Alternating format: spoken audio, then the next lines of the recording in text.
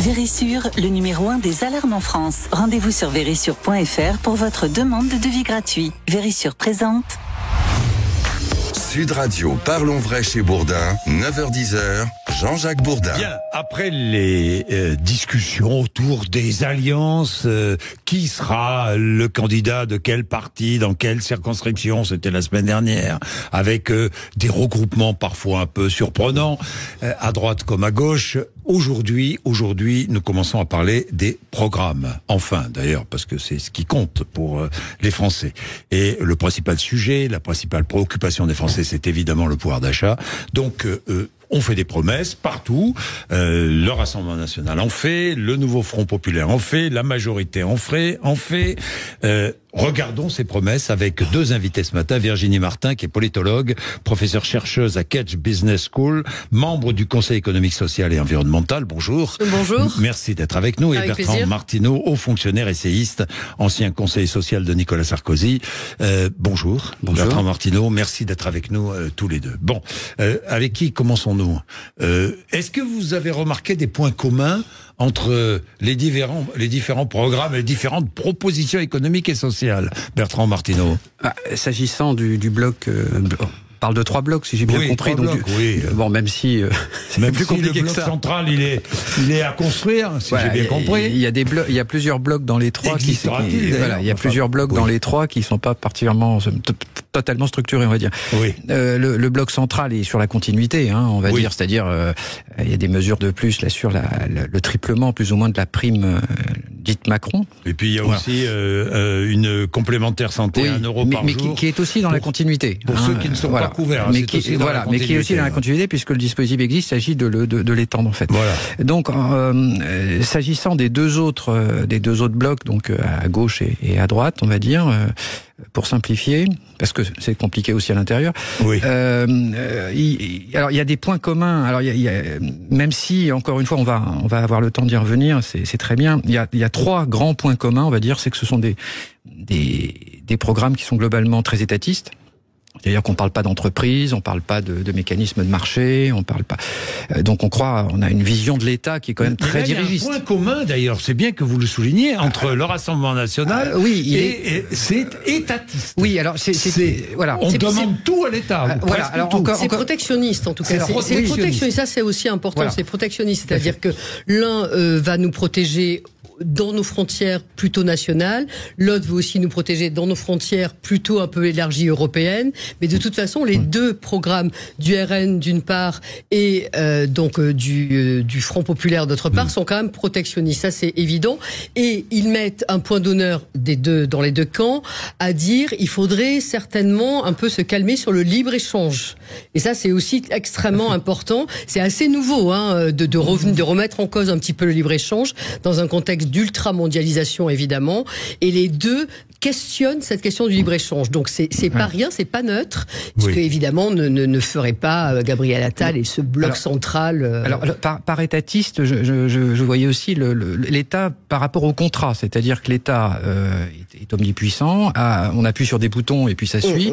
On parle pas de dialogue social, on parle pas de partenaires sociaux, il n'y a pas de corps intermédiaire. Donc l'État, donc des programmes étatistes. Deuxièmement, des programmes, alors à des degrés très divers, on va y revenir, très dépensiers sur le plan des finances publiques. Oui. Avec des promesses de baisse d'impôts alors c'est des mix qui sont différents de baisse d'impôts et de baisse de TVA ou de dépenses sociales supplémentaires à des titres divers, puisque le RN est en train de rétropédaler manifestement. Oui.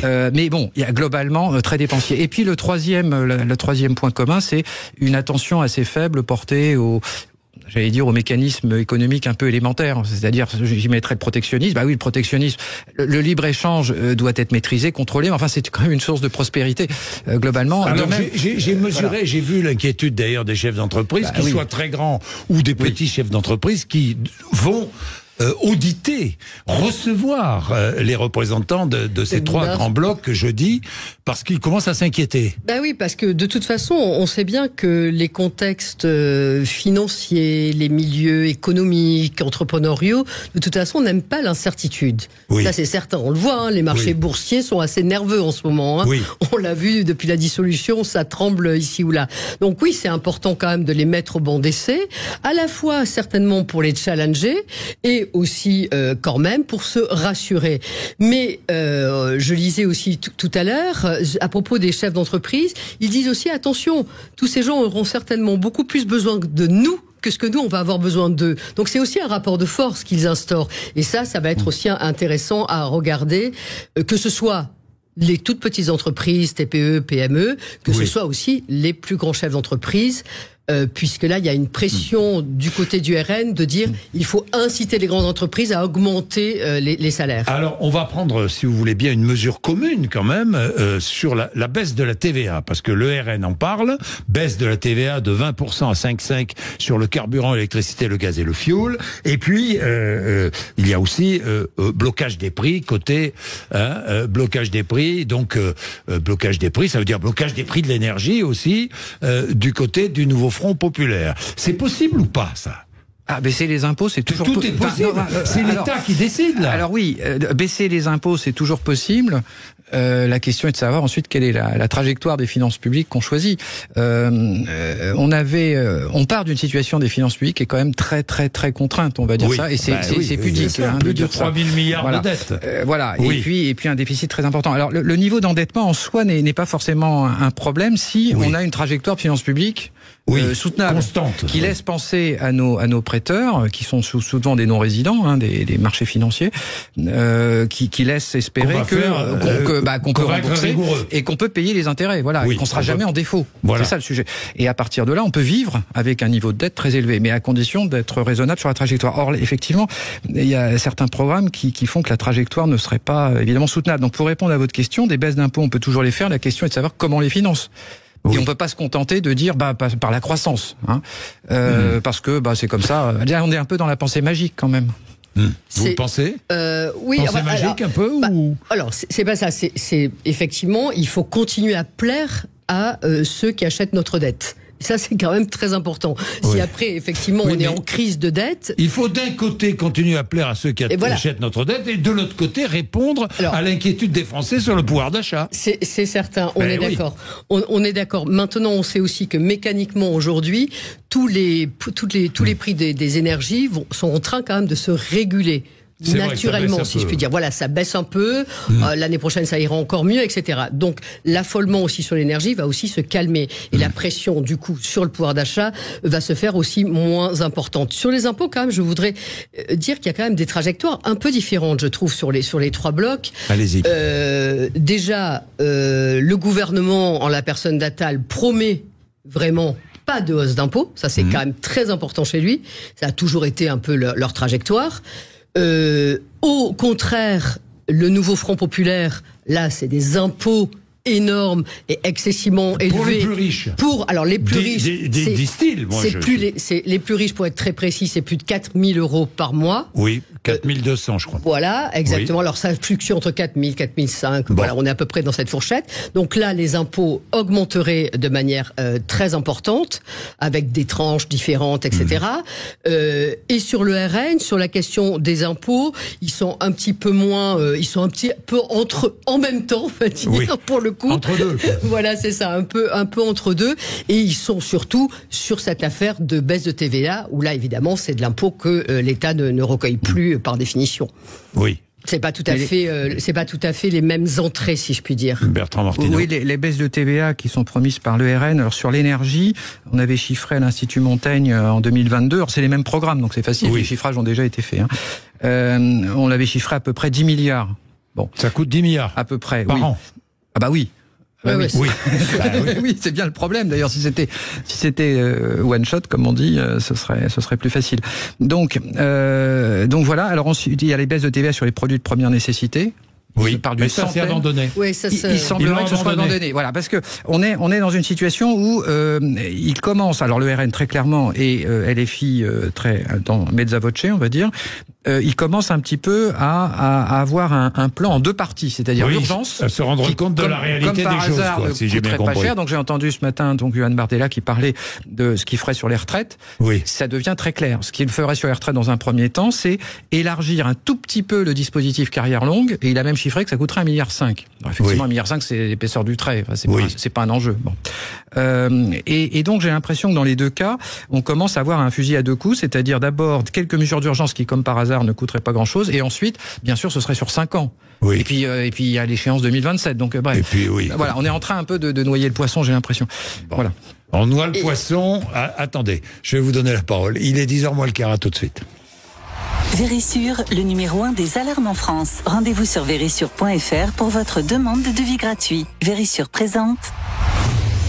Sud Radio, parlons vrai chez Bourdin, 9h-10h, Jean-Jacques Bourdin. Il est 9h48. Allez, Virginie Martin, qui est politologue, et Bertrand Martineau, qui est essayiste et spécialiste social et économique, sont avec nous ce matin. Regardons donc les pouvoirs d'achat, la foire aux promesses. Je dis volontairement la foire aux promesses parce que les promesses sont en train de il y en a de moins en moins, des promesses. Je regardais le SMIC à 1 600 € net par mois. C'est possible, ça, ou c'est ce que propose le nouveau Front populaire? Oui, tout est possible. On décrète. C'est comme c'est un décret. C'est comme les salaires indexés sur l'inflation. Tout est possible. On peut tout dire. Maintenant, après, dans le réel, l'atterrissage, est-ce qu'il est possible véritablement? Parce que c'est vrai qu'il y a beaucoup de dépenses d'un côté, toujours financées systématiquement avec des hausses de fiscalité. Oui. Arrête la flat tax, taxe sur les entreprises, les impôts augmentés pour les plus riches, etc. Donc on a vraiment quelque chose d'assez mécanique du côté du Front populaire, des dépenses financées exclusivement par des impôts. Ça depuis très longtemps. Oui, mais la boucle, à un moment donné, elle peut être vertueuse, mais à un moment donné, elle peut être aussi vicieuse, cette boucle. Parce que le consentement à l'impôt, c'est quand même toujours problématique. Et si le pouvoir d'achat commence aussi à être rogné sur les classes moyennes supérieures, vous voyez, à un moment donné, où est-ce qu'on prend l'argent à la fin? Ça, c'est quand même, je trouve, un petit problème. Et, par exemple, arrêt des niches fiscales, par exemple, bon voilà, il y a une niche fiscale pas pour les professeurs à domicile, ou ce genre de choses, les aides aux devoirs. Bon, tout ça, ça peut aussi toucher les classes moyennes qui vont être aussi embêtées. Et leur pouvoir d'achat aussi peut être rogné. Est-ce qu'on touche à cette niche fiscale-là? Voilà. En tout cas, du côté du RN, il touche à une niche fiscale que, d'ailleurs, la gauche avait déjà soutenue par le passé. C'est la niche fiscale des armateurs. Oui. Vous savez, ça peut rapporter à peu près 4 milliards d'euros par an, parce qu'ils sont, pour être plus compétitifs, c'est des grosses entreprises comme CMA, CGM, par exemple, ils sont fiscalisés au tonnage pour être plus compétitifs, et c'est une niche fiscale importante. Alors, avant, c'était pas une grande perte, avec des super profits, l'État perd environ 4 milliards d'euros. Oui, Bertrand Martineau. Peut-être un point sur le SMIC. Oui. Un des problèmes qu'on a en France, c'est qu'il y a une proportion de salariés payés au SMIC qui est très très élevée aujourd'hui. Oui. Et d'ailleurs, le gouvernement actuel, il essaye de trouver des pistes de désmicardisation, c'est le sujet. Même si le SMIC est indexé sur l'inflation. Bien sûr, bien sûr. Faut pas oublier ça. Contrairement aux autres salaires. Contrairement aux salaires, bien sûr. Parce qu'on dit toujours le SMIC, mais moi je pense à celui qui gagne 1800 € par mois ou 1700 € par mois. C'est bien le sujet. Il n'est pas indexé sur l'inflation. Tout à fait. Ceux qui gagnent, c'est effectivement sur l'inflation, le pouvoir d'achat est préservé au niveau du SMIC et pour les retraités. Mais évidemment. Voilà, mais entre les deux, même si c'est pas. Tout à fait. Alors simplement, cette affaire, elle est assez incroyable parce que typiquement, la proposition de passer de 1400 à 1600 € net. Oui. Tout dépend selon que c'est une promesse sur une mandature, auquel cas, c'est l'évolution normale des prix qui fera que donc c'est même pas une promesse. Oui, évidemment, si maintenant c'est 1400 vous passez de 1400 à 1600 d'un seul coup, c'est une hausse de 14% immédiate. Et là, vous avez, d'après ce que les petits calculs que j'ai fait, vous avez quasiment entre 25 et 30% des salariés qui brutalement se retrouvent payés au SMIC en fait. Donc vous avez une smicardisation totale de la société du salariat, avec des effets évidemment sur les destructions d'emplois qui sont massifs, parce qu'on sait que l'emploi est très sensible au niveau du coût du travail, au niveau du SMIC. Alors là, vraiment, on connaît les choses très, très précisément, il n'y a aucun doute. Donc vous perdez facilement 350 000, voire 400 000 emplois. Alors ça ne veut pas dire autant de licenciements, ça veut dire aussi des embauches qui ne se feront pas, et notamment des jeunes. Et notamment des jeunes. Vous perdez des cotisations sociales, vous perdez des rentrées, pour l'État. Et c'est surtout les jeunes et les précaires qui seraient les plus touchés. Parce qu'ils ne seraient plus embauchés. Vous auriez des entreprises qui embaucheraient moins, qui développeraient davantage de machines, qui qui mettraient des équipements à la place de personnes. Donc ce serait un effet assez très très négatif évidemment sur l'emploi. Ce que je trouve un peu étonnant dans ces programmes, peut-être celui de Gabriel Attal à part, c'est qu'on parle quand même relativement peu de travail, de productivité, d'où est-ce qu'on va créer de la richesse et de la valeur. Et je trouve que c'est vraiment étonnant, c'est un point aveugle sur une histoire économique. C'est très important. Je vais vous dire, ces programmes, il y a deux façons de les voir. D'abord, on pourrait presque en rire, tellement certains aspects sont totalement irréalistes. Bon, donc ça c'est la première attitude. Mais ce qui me rend véritablement triste, c'est pas ça en fait. C'est non seulement on dit n'importe quoi, mais surtout on ne parle pas des vrais sujets. Or les vrais sujets sur quoi? C'est la productivité. Mais oui, c'est ça. C'est l'innovation, c'est l'éducation, c'est la recherche. C'est la formation continue. Et par exemple, et là, vous n'en trouverez pas une bribe dans les discours. Et par exemple, sur la question de la production, de la productivité, par exemple, du côté du Front populaire, ils vont répondre éoliennes et ce genre de choses, d'énergie renouvelable. Mais les énergies renouvelables, ça nous coûte extrêmement cher. On les paye très cher parce que ça demande aussi des matériaux que nous n'avons pas sur le territoire. Donc, vous voyez, le retour sur investissement, il est très à long terme. Donc, ce n'est pas de l'immédiat ou du choc, si je puis dire, anti-chômage ou de la recherche de travail. D'un côté, c'est le tout renouvelable et de l'autre côté, c'est le tout nucléaire. Sachant que le tout nucléaire, il va falloir attendre au moins 15 ans ou 20 ans avant que ça soit effectif. Oui. Mais il va bien falloir produire de l'électricité d'ici là. Oui, il vaudrait mieux, mais c'est vrai que même si les marchés... Alors, je voudrais revenir d'ailleurs sur l'indexation, excusez-moi, je fais une parenthèse, sur l'indexation des salaires sur l'inflation. Oui. On donne toujours du côté du Front populaire l'exemple de la Belgique. En disant ça existe. Et le Luxembourg. Bon, le Luxembourg, ça me paraît être un gag. Mais c'est pas grave. Mais sur la Belgique, il faut quand même voir aussi que l'indexation ne se fait effectivement sur l'inflation, excite les énergies. Mais oui. Ça change tout. Oui. Ça change tout. C'est-à-dire c'est-à-dire qu'on indexe sur l'inflation, mais sur le panier classique. Si vous voulez, il n'y a pas l'électricité. Il n'y a pas l'énergie dans l'inflation. Et oui, donc quand on enlève ça... Alors, la comparaison avec la Belgique, elle est absolument aberrante. Ce qui fait que les salaires réels, donc corrigés de l'inflation en Belgique, n'ont pas plus progressé en France ces dernières années, malgré l'inflation, que les salaires français. Par ailleurs, ils sont indexés avec beaucoup de retard. Ils sont indexés avec beaucoup de retard, par ailleurs. On n'est pas venu pour rien. Le mécanisme est très compliqué. Ils sont indexés avec retard. Hein. Donc quand vous prenez 5% d'inflation dans la figure, par exemple, en fait, vous les récupérez qu'un an après. Voilà. Donc cette comparaison ne tient pas quant à celle du Luxembourg. On est quand même au Luxembourg. Quoi. Bon, écoutez, merci d'être venus nous voir tous les deux. Mais dans tous les cas, nous reviendrons évidemment sur ces propositions parce que c'est ce qui compte. Au-delà de toutes les postures politiciennes ou autres, ce qui compte, c'est le concret. Hein, puisque la préoccupation des Français, c'est d'abord la hausse des prix. Donc c'est le concret. Comment faire pour améliorer la vie de chacun. Il est 9h56, vous êtes sur Sud Radio. Merci d'être avec nous.